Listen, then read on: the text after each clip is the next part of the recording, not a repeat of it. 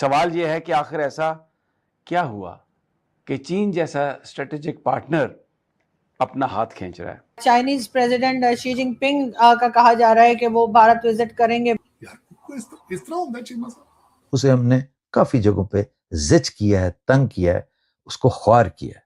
मैं चाइना की बात कर रहा हूं। इस तरह पाना दे खोखे भी नहीं चलते वेखे दुनिया चीमा साहब, जिस तरह पाकिस्तान चल रहा है। सुनना मेरी गल गौर ना, इस तरह नहीं मुल्क चलते चीमा साहब, नहीं चलते। इसी तरह चाइना का जब अभी हमने एआई सबमिट किया था तो उसमें उनके फॉरेन मिनिस्टर साहब आए थे। सी पैक का जो हशर यहां पे हुआ है, जिसने भी किया है, लेकिन चाइना और सी पैक एक सवालिया निशान के तौर पे मौजूद है। कि अमेरिका बहादुर ने इनके ऊपर 2-3 जिम्मेदारियां लगाई थी, वो अब तेजी से इनके ऊपर फिर नाजल हो रही हैं। लाइबिलिटी बनती है। लंच मीटिंग जो थी ना, वो लंच मीटिंग जो थी, इट वाज नॉट ए, जिसे कहते हैं ना, फ्री लंच नहीं था। आखिर क्या वजह, मैं रोजाना तस्करा करता हूं कि J10C के पार्ट्स आपको क्यों नहीं मिल रहे, क्या क्या अमर माने हैं, क्या क्या चीजें जो हायल हो रही हैं आपके साथ तय करके J35 उससे वो रूगर्दानी कर गए। क्या वजह है? किसी को कोई पता नहीं मुल्क दा की करना। कोई मैं तुम दस्या चीमा साहब, खालस दूध दा गिलास नहीं लभदा पूरे मुल्क च। दवाइयां 2 नंबर चीमा साहब। ये दोनों कंट्रीज मैच्योर हैं कि वो अपने डिफरेंसेस को डिफरेंसेस तक रखते हैं, ट्रेड को ट्रेड की तरह रखते हैं, और सबसे बड़ी बात, हर चीज के अंदर न्यूक्लियर नहीं लाते हैं जो कुछ लोगों की। नमस्कार दोस्तों, स्वागत है आपका नए वीडियो में। दोस्तों, खबरें ये आ रही हैं कि 12 से 13 सितंबर में चाइना के प्रेसिडेंट शी जिनपिंग भारत आ रहे हैं 18वें ब्रिक्स सम्मेलन में हिस्सा लेने के लिए। और चीन के साथ साथ रशिया के प्रेसिडेंट व्लादिमीर पुतिन भी और ईरान के प्रेसिडेंट मसूद पेजेस्कियान भी भारत आ रहे हैं।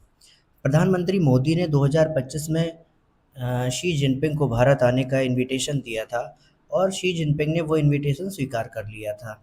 इतना ही नहीं, भारत की ब्रिक्स सम्मेलन की अध्यक्षता पर भी चीन ने अपनी सहमति जताई थी और उन पर इस पर कोई आपत्ति नहीं थी। तो अब जैसे ही राष्ट्रपति शी जिनपिंग के आने की खबरें बाहर आईं तो पाकिस्तानों की जलनी शुरू हो गई। अब ये अपने आप को खुद को कोस रहे हैं कि हमने सी पैक में ये कर दिया, हमने चाइना के साथ संबंध अपने अच्छे नहीं बनाए, ये हो रहा है, वो हो रहा है। तो इनका रोना पीटना चालू हो गया। तो दोस्तों, हमारा वीडियो इसी टॉपिक पर है। वीडियो को पूरा देखिएगा, पसंद आता है तो चैनल को सब्सक्राइब, पेज को फॉलो जरूर करिएगा। लेकिन सर, आज बात पाकिस्तान की नहीं होगी, आज बात होगी जरा चाइना की। चाइनीज प्रेसिडेंट शी जिनपिंग का कहा जा रहा है कि वो भारत विजिट करेंगे ब्रिक्स समिट के लिए, और गलवान क्लैशेस के बाद ये पहला विजिट होगा। तो क्या लग रहा है सर आपको, कुछ आपके और चाइना के बीच में टेंशन कम होगी? कितना इम्पोर्टेंट है ये विजिट? हाँ, देखिए, विजिट कोई भी हो इम्पोर्टेंट होता है। मैं तो कहता हूँ अगर कल आरज़ू साहिबा भी हमारे कंट्री में आएंगी तो it would be important visit. बड़ी सीधी बात कर रहे हैं। क्यों? क्योंकि आप पाकिस्तान से आ रही हैं जिनके साथ हमारे डिफरेंसेस हैं। इसी तरह चाइना का जब अभी हमने एआई सबमिट किया था तो उसमें उनके फॉरेन मिनिस्टर साहब आए थे। सो ऑब्वियस बात है कि इम्पोर्टेंस एक इस बात की नहीं होती है कि कौन आया कौन नहीं आया, बट ये होता है कि उस कंट्री ने आपके साथ पार्टिसिपेट किया। पहली बात, ब्रिक के फाउंडर मेंबर है चाइना और इंडिया, दोनों के दोनों। और अगर वही एक दूसरे के ब्रिक के मीटिंग्स में आते हैं तो ये दिखाता है कि फाउंडर मेंबर्स जो हैं वो अपने आप में जो बाकी 11 कंट्रीज हैं जिनको के मेंबर बनाया गया है उनके सामने एक मिसाल है। मैं तो कह रहा हूँ G7 के सामने मिसाल है कि देखिए, अगर टेक्निकली बात करें तो G7 ब्रिक्स से कम इंपॉर्टेंट है। ये एक अलग बात है कि वो डेवलप्ड नेशंस की गैदरिंग है और हमारी डेवलप्ड नेशंस की और डेवलपिंग नेशंस की कॉम्बिनेशन है।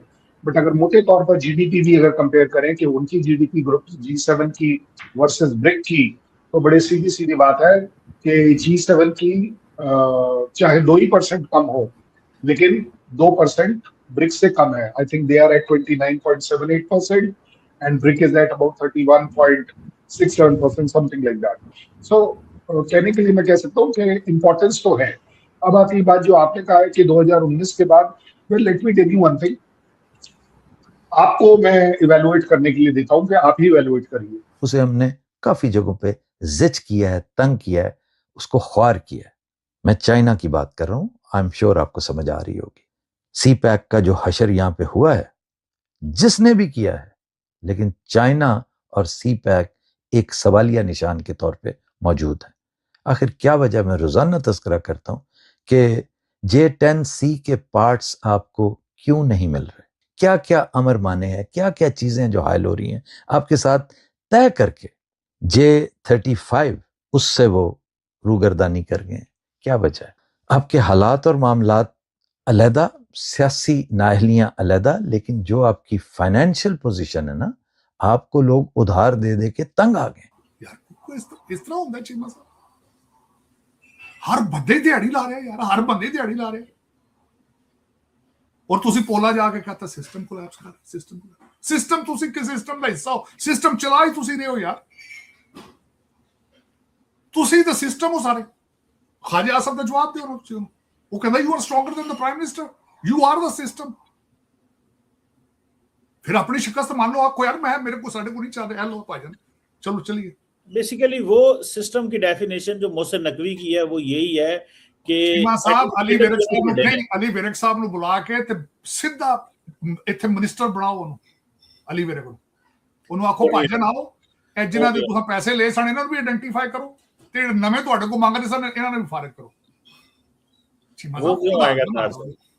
वो तो बैठे हुए हैं, वो तो जिसे कहते हैं ना पोर्चुगल के काश के जो समंदर पे बैठे हुए हैं। वो सुना किसी ब्रिटिश एजेंट ने कहा तेन गोली मरवा देंगे, उन्होंने कहा मरवा लो, मैं तो जर्मनी है। वो जर्मनी टुर गया बंदा, 26 अरब रुपया होवे चीमा साहब, जिथे मर्जी टुर जाए बंदा, की फर्क पैंदा? चोरां नूं मोहर पै गया, गरीबां दे खून दी कमाई है। देखो नेचर, मैं हमेशा कहता हूं चीमा साहब, आपने मेरी बात गौर से नहीं सुनी कभी, मैं कहता हूं पुर्तगाल च भी कब्रिस्तान जे, टोरंटो च भी कब्रिस्तान जे। ओए ना जुल्म करो गरीबां ते, जिन्हां तुसीं लित्तर मार मार के ਤੁਸੀਂ ਉਹਨਾਂ ਨੂੰ, ਮੇਰਾ ਮਕਸਦ ਉਹਨਾਂ ਕੋ ਖੂਨ ਪਸੀਨੇ ਉਹਨਾਂ ਦੇ ਕਢਾਦੇ ਹੋ ਤੁਸੀਂ। ਜ਼ੁਲਮ ਐਸ ਇਬਰਤ ਜੇ ਸਿੱਖੋ ਅਲੀ ਵਿਰਕ, खुदा दी जात ने अली विरक ने इबरत बना के भेजा पाकिस्तान चीमा साहब। उसका बाप किसी राइस मिल में पता नहीं किसी मैनेजर से बेचारा, और उसके भाई की शादी की स्टोरियां चीमा साहब, आपकी टॉप ब्रास ब्यूरोक्रेसी, टॉप 2 दिन ਉਹਦੇ ਛੋਟੇ ਭਰਾ ਦੇ ਪੈਰੇ ਦਿੰਦੇ ਰਹਿੰਦੇ ਆ, 2 दिन ਕੰਮ ਹੋ ਗਈ ਚੀਮਾ ਸਾਹਿਬ। जिस जर्नलिस्ट ने कोई आगे बोलना ਉਹਨੂੰ शामी चुक लेंगे। इस वक्त सिर्फ 2-3 जर्नलिस्टों ने, एक मुजम्मल सोहरवर्दी साहब ने प्रोग्राम किया और दूसरा जर्नलिस्ट ने स्टोरी ब्रेक की है, दूसरे कुछ